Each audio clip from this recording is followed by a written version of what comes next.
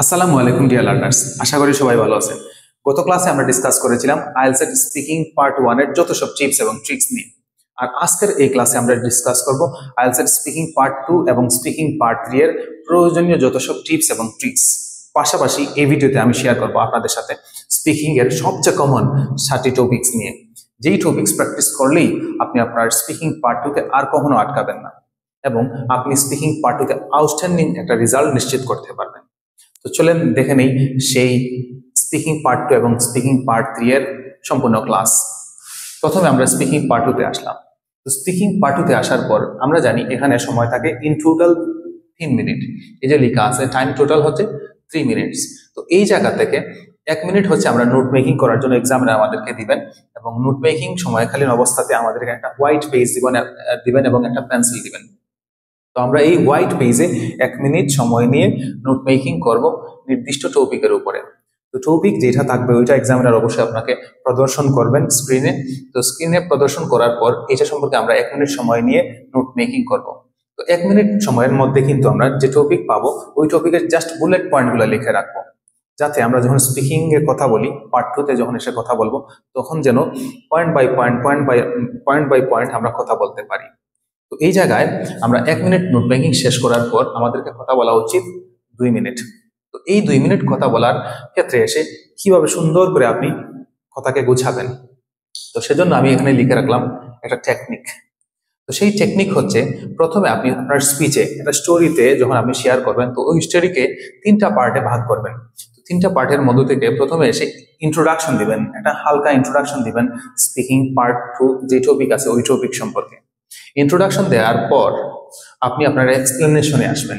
এক্সপ্লেনেশনে এসে আপনি এই যে টপিক সম্পর্কে যে নোট করবেন, 1 মিনিটের নোট যেগুলা করবেন ওই নোটের প্রত্যেকটা বুলেট পয়েন্ট আপনি এক্সপ্লেন করা শুরু করবেন।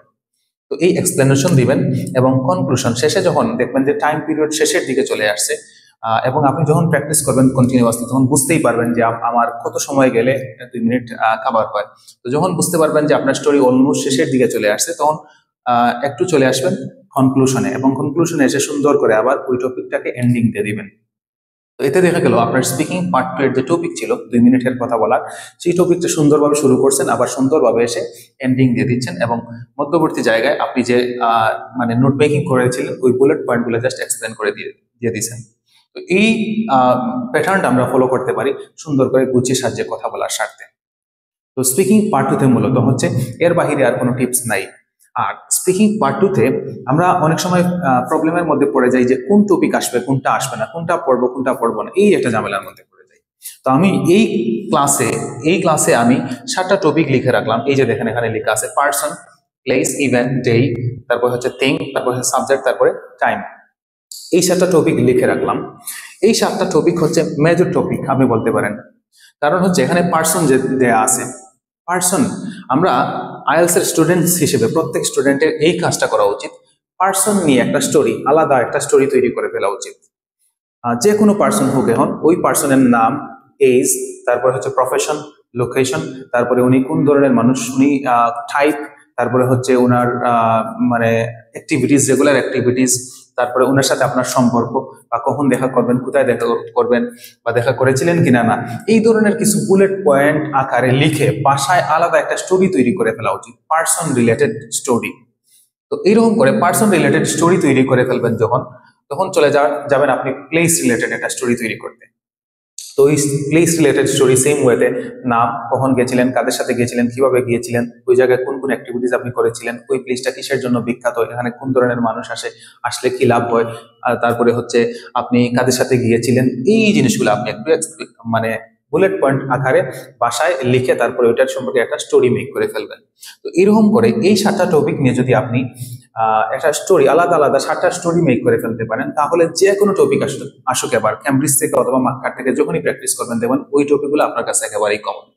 কারণ আমরা জানি পার্সন হচ্ছে এমন একটা টপিক, এটা ক্যামব্রিজ বলেন আর মার্কার বলেন, ম্যাক্সিমাম টপিকস কিন্তু person related, place related, event related, এখানে যেগুলো আছে এগুলো রিলেটেড। কারণ হচ্ছে দেখেন পার্সন, আমি যদি আপনাকে বলি describe about a person whom you follow, তাহলে উনিও পার্সন। আবার যদি বলি describe about a teacher whom you love most অথবা রেসপেক্ট, তাহলে উনিও টিচার।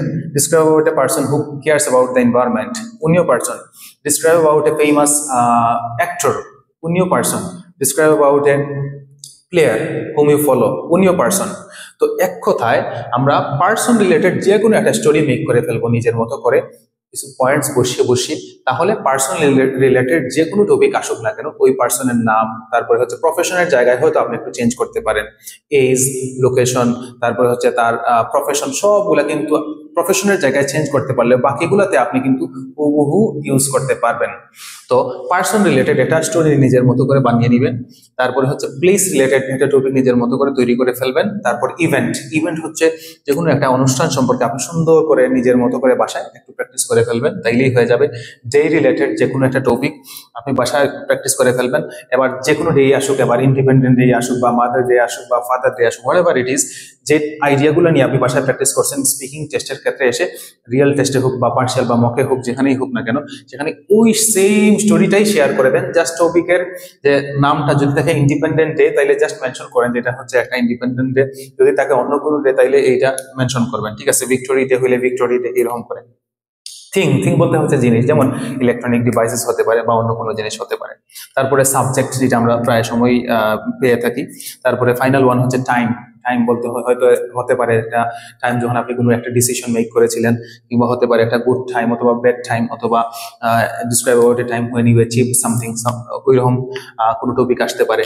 তো এই হচ্ছে আমাদের আইএলটিএস এর স্পিকিং পার্ট 2 এর সবচেয়ে মেজর টপিকসগুলো এখানে দেওয়া আছে। আমাদের কাজ হচ্ছে, আমরা যদি ভালো ব্যান্ড নিশ্চিত করতে চাই স্পিকিং পার্ট 2 তে, তাহলে প্রত্যেকটা টপিকস নিয়ে আলাদা স্টোরি মেক করে ফেলবো, এবং এই স্টোরি প্র্যাকটিস করে প্রস্তুত হয়ে থাকবো, যেন আমি যে কোনো টেস্টে যখনই পার্সন আসে আমি ওই আমার স্টোরিটাই শেয়ার করতে পারি, যখনই প্লেস আসে ওই স্টোরি যেন শেয়ার করতে পারি। এরকম করে আমরা এখানে প্রস্তুত হয়ে যাব।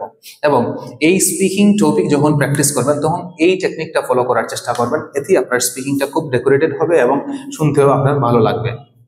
এক্সামিনার যখন আপনার টপিক শোনার পর নিজে স্যাটিসফাইড হবেন, তখন অবশ্যই ভালো ব্যান্ডস করে আপনাকে দিবেন। তো সুন্দর করে ডেকোরেট করার স্বার্থে এই টেকনিকটা আপনারা স্পিকিং পার্ট 2 তে ফলো করতে পারেন, আর এইগুলো তো অবশ্যই আছেই। তো এইগুলো আমাদের স্পিকিং পার্ট 2 এর সকল টিপস এবং ট্রিক্স, পাশাপাশি হচ্ছে কমন টপিকস। তো চলেন এবার আমরা চলে যাই স্পিকিং পার্ট 3 তে। এবং স্পিকিং পার্ট 3 তে আমরা জানি যে এখানে পার্ট 2 শেষ করার পর এক্সামিনার পার্ট 3 তে আসবেন, এবং পার্ট 3 তে এসে কিছু কোয়েশ্চেন্স জিজ্ঞেস করবেন, এবং এই কোয়েশ্চেন্স এর টাইম পিরিয়ড থাকে 4 থেকে 5 মিনিট। এক্সামিনার ফুল টেস্ট 11 থেকে 14 মিনিটের খাবার করার স্বার্থে প্রত্যেকটা পার্টে আলাদা একটা টাইম পিরিয়ড সিলেক্ট করে রাখেন। যদি সিলেক্ট করে না রাখেন, আদারওয়াইজ কিন্তু এক্সামিনার এটা হ্যান্ডেল করতে পারবেন না, সুন্দর করে স্পিকিং টেস্ট হ্যান্ডেল করতে পারবেন না। তো এই ক্ষেত্রে স্পিকিং পার্ট 3 তে হচ্ছে 4 থেকে 5 মিনিট সময় রাখবেন সেট আপ করে। তো এই 4 থেকে 5 মিনিটে যে কোয়েশ্চেন্স গুলা জিজ্ঞেস করবেন এক্সামিনার, আমরা স্পিকিং পার্ট 1 এর কথা বলেছিলাম যে এখানে পার্সোনাল কোয়েশ্চেন্স গুলা থাকে, তবে স্পিকিং পার্ট 2 তে নির্দিষ্ট টপিক থাকে, আর স্পিকিং পার্ট 3 তে ওই টপিক রিলেটেড কোয়েশ্চেন্স থাকে। আমাদের স্পিকিং পার্ট 2 তে যে টপিক থাকবে ওই টপিক রিলেটেড কিছু কোয়েশ্চেন্স এক্সামিনার আপনাকে জিজ্ঞেস করবেন।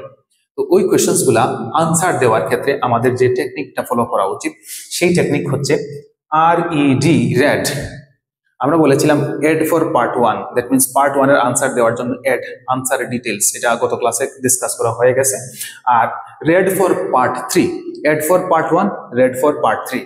তো পার্ট 3 তে আনসার দেওয়ার সময় প্রত্যেক কোয়েশ্চেন্স আমরা এক্সামিনার কোয়েশ্চেন্স করার পর আমরা এই টেকনিকটা ফলো করব, রেড, রিজন, এক্সাম্পল এবং ডিটেইলস।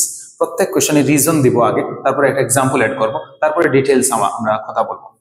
আমরা অনেক সময় এটা পেয়ে থাকি যে ক্লাসের মধ্যে অনেক স্টুডেন্টস এসে জিজ্ঞেস করে যে স্যার আমি কিভাবে স্পিকিং পার্ট 3 তে ইমপ্রুভ করতে পারি এবং কিভাবে স্পিকিং পার্ট 3 তে ভালো একটা স্কোর নিশ্চিত করতে পারি। তো কথা হচ্ছে, যখন আমরা স্পিকিং টেস্ট নিতে যাই তখন দেখা যায় যে একটা কোয়েশ্চেন জিজ্ঞেস করলেই ওই ক্যান্ডিডেট আবার কি করেন, পার্ট 1 এর মতো পার্সোনাল কোয়েশ্চেনের মতো আনসার শর্টকাট দিয়ে ফেলেন। তো এই জায়গায় শর্টকাট কখনো আনসার আমরা দিব না। আমরা এই টেকনিক যদি ফলো করতে পারি তাহলে কিন্তু আমাদের আনসারটা লং হয়ে যাবে, এবং আনসার যখন লং করবেন তখন কিন্তু এক্সামিনার যে 4 থেকে 5 মিনিট সময় হাতে, ওই সময়টা আপনি ইউজ করতে পারবেন অ্যাপ্রোপ্রিয়েট ওয়েতে। আর যদি দেখা যায় শর্টকাট আনসার দিচ্ছেন, তাহলে এক্সামিনারও শুরু করবেন ওনার কোয়েশ্চেন জিজ্ঞেস করা ওয়ান বাই ওয়ান। এক্সামিনার তো অবশ্যই টাইম মেনটেন করতে হবে, তো সেই স্বার্থে কোয়েশ্চেন করবেন অনেক বেশি যদি আপনি আনসার শর্ট করে দেন। যার কারণে আমরা শর্ট করে আনসার দিব না, প্রত্যেকটা কোয়েশ্চেনের আনসার লং করব, এবং লং করার স্বার্থে আমরা এই টেকনিক রিজন, এক্সাম্পল এবং ডিটেলস প্রত্যেকটা কোয়েশ্চেনে ট্রাই করবেন একটা এক্সাম্পল এড করার। এবার এটা যে কোনো এক্সাম্পল হতে পারে, এটা আপনার ব্যক্তিগত হোক বা অন্য কোনো কালেক্টেড হোক অথবা আপনার মেক করা হোক, হোয়াট এভার ইট ইজ, যে কোনো একটা এক্সাম্পল এড করার চেষ্টা করবেন। প্রথমে দিবেন রিজন, তারপরে দিবেন এক্সাম্পল, তারপরে ডিটেইলস আকারে ওই প্রশ্ন নিয়ে আপনি একটা এক্সপ্লেন করতে পারেন। তো এতে করে আপনার দেখা যাবে যে reason, example, details fill up করলেই এই যে সময়ের দিকে টাইম দেওয়া আছে, দ্বিতীয় টেকনিক যেটা 40 থেকে 45 সেকেন্ড, এটা অটোমেটিকলি যাবে। আর যদি আপনি এক্সাম্পল অ্যাড না করেন তাহলে 40 থেকে 45 সেকেন্ড আপনি স্পেন্ড করতে পারবেন না। তো আমরা পার্ট 3 এর জন্য দুইটাই টিপস, একটা হচ্ছে রিজন এক্সাম্পল ডিটেইলস এটা ফলো করা, এবং এই রিজন এক্সাম্পল ডিটেইলস ফলো করলেই আপনার 40 থেকে 45 সেকেন্ড ওভারকাম ইজিলি হয়ে যাবে।